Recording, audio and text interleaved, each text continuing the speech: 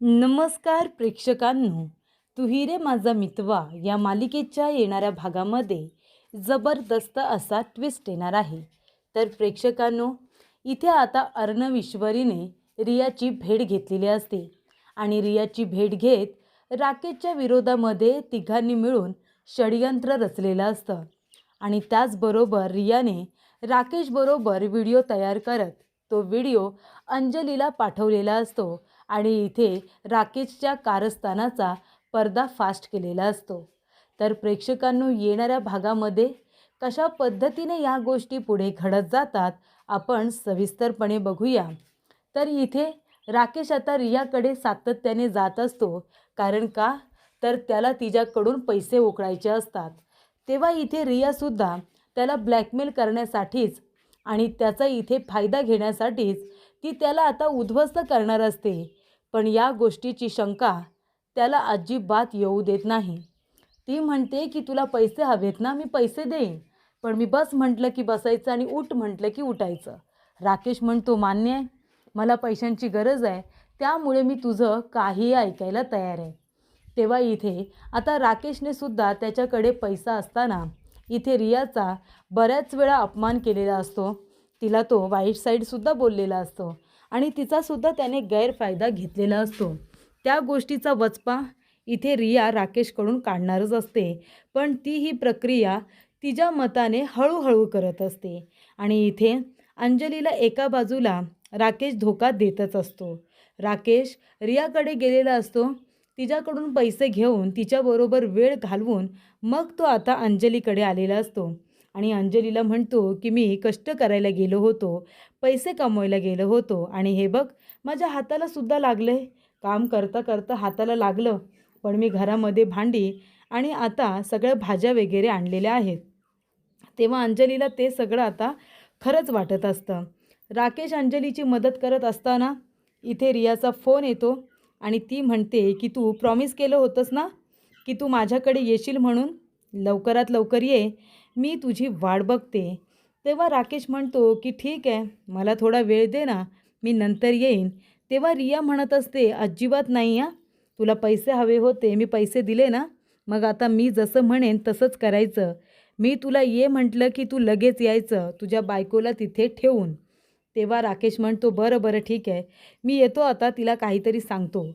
तेव्हा इथे आता तो अंजलीला सांगतो की माझं महत्त्वाचं काम आहे आणि तो रियाकडे जातो. रियासुद्धा त्याच्याबरोबर आता टाईमपास करत असते.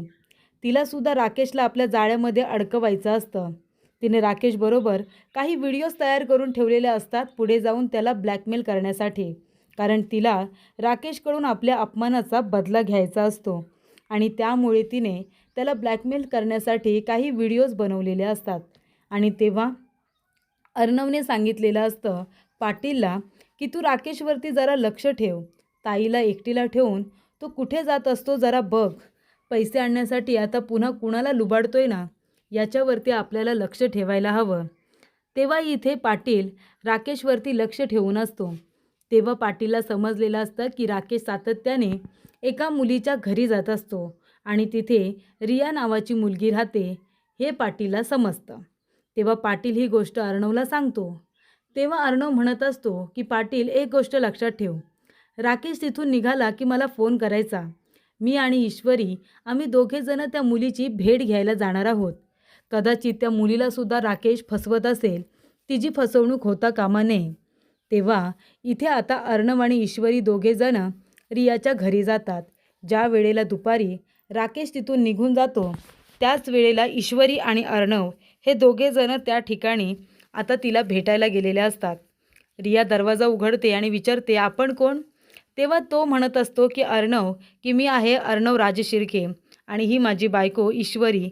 तेव्हा ते दोघेजणं म्हणतात की आम्हाला तुमच्याशी थोडं बोलायचं आहे.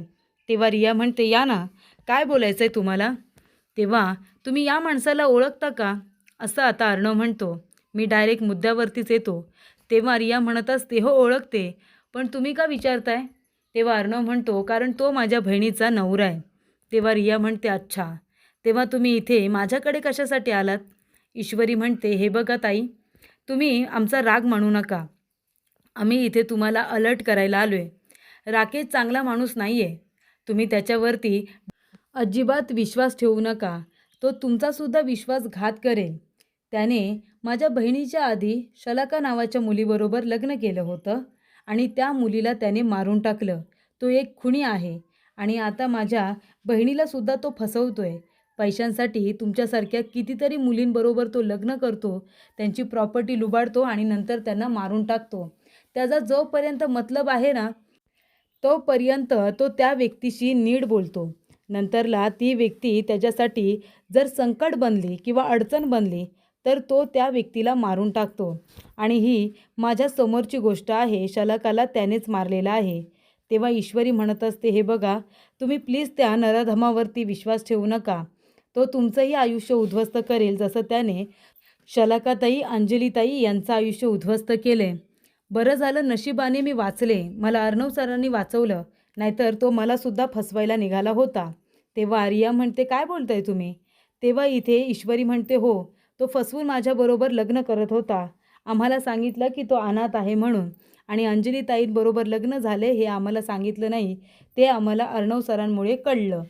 तेव्हा ईश्वरी म्हणत असते की ताई, हे बघा, आत्तापर्यंत आपल्यासारख्या कितीतरी मुलींना त्या राकेशने फसवलं असेल, पण आता त्याला त्याच्या गुन्ह्याची आपण शिक्षा दिली पाहिजे. तेव्हा रिया म्हणत असते की मलासुद्धा त्याच्याकडून बदलाच घ्यायचा आहे, कारण त्याने माझासुद्धा खूप गैरफायदा घेतला आहे. माझ्याकडून खूप पैसे उकळलेत आणि नंतरला जेव्हा मला गरज होती तेव्हा त्याने माझा इन्सल्ट केला आहे. म्हणून त्याला आता मी चांगला धडा शिकवणारच होते. तेव्हा ईश्वरी म्हणत असते की आम्हाला अंजलीताईंचे डोळे उघडायचे आहेत. अंजलीताईचं त्यांच्या नवऱ्यावरती जीवापाड प्रेम आहे. आम्ही त्यांना खूप समजावण्याचा प्रयत्न केला की तो माणूस विश्वास ठेवण्याच्या लायकीचा नाही आहे. पण अंजलीताई आमच्या बोलण्यावरती विश्वास ठेवत नाही. त्यांनी त्यांच्या नवऱ्यासाठी आपलं राहतं घरसुद्धा सोडलं आहे आणि त्या चाळीतल्या घरामध्ये जाऊन राहत आहेत. त्या प्रेग्नंट आहे तो, आणि त्या प्रेग्नंट असल्यामुळे आता कधीही डिलिव्हरी होऊ शकते आणि अशा अवस्थेमध्ये त्यांनी घर सोडलं आहे. तेव्हा आता 8वा महिना सुरू आहे. पुढचा त्यांचा 9वा महिना आहे. त्याआधी त्यांनी घरी येणं खूप गरजेचं आहे. त्यांना आरामाची जास्तीत जास्त गरज आहे. तेव्हा इथे आता रिया म्हणत असते की मला तुमचं बोलणं कळतं आहे. मी तुमची काय मदत करू शकते? तेव्हा ईश्वरी म्हणते की त्या नराधमाला आम्ही शिक्षा करू. आमच्याकडे तसे पुरावे देखील आहेत. पण अंजलीताईंचे डोळे उघडणं जास्त महत्त्वाचं आहे. कारण त्यांना जर त्याचं सत्य समजलं ना, तर त्या राकेशला शिक्षा करणं सोपं होईल. त्याला अटक करणं सोपं होईल. तेव्हा रिया म्हणते, ठीक आहे, मी तुमची मदत करायला तयार आहे. पण मी तुमची मदत करते ही गोष्ट त्या राकेशला कळता कामा नये, नाहीतर मग तो अलर्ट होईल. तेव्हा ईश्वरी म्हणते, ठीक आहे, आम्ही पुन्हा इथे येणार नाही. तुम्हाला फक्त एक काम करायचं आहे. तो राकेश चुकीचा आहे म्हणून तुमचा आणि त्याचा एक व्हिडिओ तयार करा. तो राकेश नक्की काय काम करायला येतो ना, हे आमच्या अंजलीताईंना कळू दे. तुम्ही एक व्हिडिओ तयार करा आणि तो अंजलीताईंना पाठवा. अंजलीताईंचा नंबर तुम्ही घ्या बरं. तेव्हा रिया अंजलीचा नंबर घेते आणि म्हणते, तुम्ही काळजी करू नका. राकेशला आपण सगळेजण मिळून त्याच्या गुन्ह्याची शिक्षा देऊ. कारण त्याने मलासुद्धा खूप जास्त त्रास दिलेला आहे, मला अपमानित केलेला आहे. तेव्हा ईश्वरी म्हणते, ठीक आहे, आपण सगळेजण मिळून त्या नराधमाला त्याच्या गुन्ह्याची शिक्षा देऊया. तेव्हा अर्णव, ईश्वरी तिथून गेलेले असतात आणि रिया संध्याकाळी फोन करते आणि म्हणते, राकेश कुठे आहेस? मी तुला बोलवले ना माझ्याकडे, तू इकडेच यायचं आजसुद्धा. तेव्हा इथे ईश्वरी आणि अर्णवने सांगितल्याप्रमाणे ती आता करणार असते. त्यांचा प्लॅन आता वर्क होणार असतो. अंजली म्हणते, राकेश अहो, कुठे जात आहे तुम्ही? तुम्हाला माहिती आहे ना, मला आता इथे तुमची जास्त गरज आहे. घरामध्ये कुणीच नसतं. मला हॉस्पिटलला जावं लागलं तर मी काय करणार आहे? तुम्ही प्लीज आता दिवसभर जात जाऊ नका हो. रात्रीचे सुद्धा तुम्ही जाता. तेव्हा इथे राकेश म्हणत असतो, हे बघ अंजली, अगं कामानिमित्त तर मला जावंच लागतं, तुला माहिती आहे ना, आणि आतासुद्धा मला जावं लागणार आहे. म्हणून मी तुला म्हणत होतो की आपण अर्णवकडे परत जाऊया. त्याच्याजवळ तुला बोलायचं नव्हतं ना, नाही बोलायचं, पण निदान घर तरी सोडायला नको होतंस गं. तिथे मामी, आजी, ईश्वरीजी सगळेजण तुझी काळजी घ्यायचे ना. आकाश होता, मामा होते, फक्त अर्णवजवळ बोलायचं नव्हतंस. ईश्वरी म्हणते, असं कसं बोलता तुम्ही? ते घर अर्णवचं आहे. ते सगळं जे काही आहे ते अर्णवने कमावले त्याच्या मेहनतीने, आणि मला तिथे राहायचं नाही आहे. कारण का तिथे माझ्या नवऱ्याचा अपमान होतो म्हणून. आणि तुम्ही मला काय तिथेच जायला सांगताय? तेव्हा इथे अर्णव म्हणतो की आता ह्याचं कारस्थान उघडं पडणार. ईश्वरी म्हणते की फक्त रियाताईने आपलं काम नीट केलं पाहिजे. तेव्हा प्रेक्षकांनो, राकेश म्हणतो, अंजली बरं ठीक आहे, आजचे दिवस मला जाऊ दे, परत मी जाणार नाही. मग दिवसभराचीच मी कामं करेन, मग तर चालेल ना? तेव्हा इथे अंजली म्हणते, ठीक आहे, बरं तुम्ही लवकर या हां. तेव्हा तो म्हणत असतो, ठीक आहे, मी लवकर येतो. तेव्हा राकेश गेलेला असतो रियाकडे आणि रिया त्याचा छान आता वेलकम वगैरे करते. त्याच्यासाठी इथे ड्रिंक वगैरे तयार करते आणि मग काय ठरल्याप्रमाणे तिने अशा अँगलने मोबाईल लावलेला असतो की त्याच्यामध्ये राकेशचा चेहरा व्यवस्थितरित्या आता रेकॉर्ड होईल. आणि अशा रीतीने ती आता त्याच्याजवळ जवळीक साधण्याचा प्रयत्न करते आणि तो तशा पद्धतीचा व्हिडिओ तयार करते जेणेकरून अंजलीचे डोळे उघडावे. आणि तेव्हा प्रेक्षकांनो, इथे आता रिया आणि राकेश हे दोघेजण एकत्र असतात. रात्रभर राकेश रियाच्या घरी असतो आणि अंजली बिचारी एकटीच त्या चाळीतल्या घरामध्ये असते, त्याची वाट बघत असते. तिला इथे आता खूप त्रास होत असतो, पण तरीसुद्धा राकेश तिच्याबरोबर नसतो. तेव्हा अंजलीला वाटतं की आपण घर सोडून आपण आपल्या नवऱ्यावरती विश्वास ठेवून खूप मोठी चूक करतोय का, असा प्रश्न तिच्या मनामध्ये निर्माण झालेला असतो. आणि तेव्हा इथे अंजली फोनवरती फोन करत असते, पण राकेश अजिबात फोन उचलत नाही. आणि त्यानंतर इथे आता सकाळ झालेली असते. अंजली उठते, फ्रेश होते, त्याच्यासाठी ब्रेकफास्ट तयार करते आणि त्यानंतर इथे रियाला भेटून वगैरे राकेश घरी यायला निघालेला असतो. आणि तेवढ्यातच रिया मोबाईल घेते आणि तो व्हिडिओ इथे आता सेव्ह करून अंजलीला पाठवून देते. अंजलीपर्यंत तो व्हिडिओ राकेश पोचण्याच्या आधीच पोचलेला असतो आणि तो व्हिडिओ आता इथे रियाचा व्हिडिओ अंजली बघते. तिच्या पायाखालची जमीनच सरकते. ती म्हणते की राकेश या कामासाठी रात्रभर बाहेर असतात का? आणि तेव्हा इथे आता राकेश पुन्हा येतो. तेव्हा अंजली म्हणत असते, काय हो, कुठे गेला होतात तुम्ही? राकेश म्हणतो, तुला सांगितलं होतं ना, ती बाई एक प्रेग्नेंट आहे आणि तिची केस मी घेतली आहे, त्यामुळे तिला मला न्याय मिळवून द्यायचा आहे, म्हणून त्या कामानिमित्त बाहेर गेलो होतो गं. तेव्हा इथे अंजली म्हणत असते, कोर्ट तर रात्रीचं चालू नसतं, केसचं काम तुम्ही घरामध्ये बसूनसुद्धा करू शकता, मग असं कुठलं काम आहे जे तुम्ही रात्रीचं जाऊन करता? तेव्हा तो म्हणतो, अगं असं काय करतेस, खूप मेहनत करावी लागते, कष्टाची कामं करतो मी, बघ मला, माझ्याकडे बघ माझी काय अवस्था झाली, कष्ट करून करून उगाच मी हे पैसे कमवतो का? तेव्हा तो पुन्हा पैसे दाखवतो अंजलीला.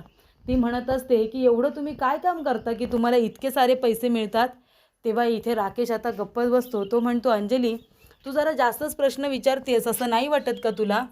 तेव्हा इथे अंजली म्हणते की मी काय प्रश्न विचारते ना ते माझं मला बरोबर कळतंय. तेव्हा राकेश म्हणतो, म्हणजे काय बोलायचं आहे काय तुला? तू सुद्धा तुझ्या भावासारखी माझ्यावरती संशय घ्यायला लागलीस का, आरोप करायला लागलीस का? ती म्हणते, माझा भाव कधीच खोटं बोलत नाही, ही गोष्ट मला उशिराच कळली. माझ्या बाबतीत माझा भाव किती प्रोटेक्टिव्ह आहे हे मला कळायला थोडा वेळच लागला. त्याला माहिती होतं तुम्ही किती मोठे कारस्थानी आहात, तरीसुद्धा त्याने सगळ्या गोष्टी शांतपणेच घेतल्या ना. पण आता मला कळते राकेश की तुम्ही मला फसवताय. तेव्हा राकेश म्हणतो, कुणी सांगितलं तुला? मी तुला अजिबात फसवत नाही अंजली. अर्णव आणि ईश्वरीच्या बोलण्यावरती विश्वास ठेवू नको. तेव्हा इथे अंजली म्हणते, विश्वास ठेवायची गरज नाही आहे, आता विश्वास ठेवावाच लागेल, कारण का पुरावे माझ्या हातामध्ये आहेत. तुम्ही रात्रभर कुठे गेला होतात? कोण आहे कोण ती मुलगी जिच्याकडे तुम्ही रात्रभर गेला होतात? तिचं नाव रिया आहे का? तेव्हा इथे आता राकेशला वाटतं की हे सगळं अंजलीला कसं कळलं, तर इथे रियाने तिचं नावसुद्धा पाठवलेलं असतं. तेव्हा अर्णव आणि ईश्वरी चाळीच्या बाहेर येऊन थांबलेलेच असतात, कारण अंजली घर सोडेल हे अर्णवला माहितीच असतं. तेव्हा राकेश म्हणत असतो, अगं ती माझी मैत्रीण आहे, फक्त मी तिला भेटायला गेलो होतो, बाकी काही नाही. तेव्हा अंजली म्हणते, भेटायला गेला होतात की काय करायला गेला होतात, मला सगळं काही माहिती आहे.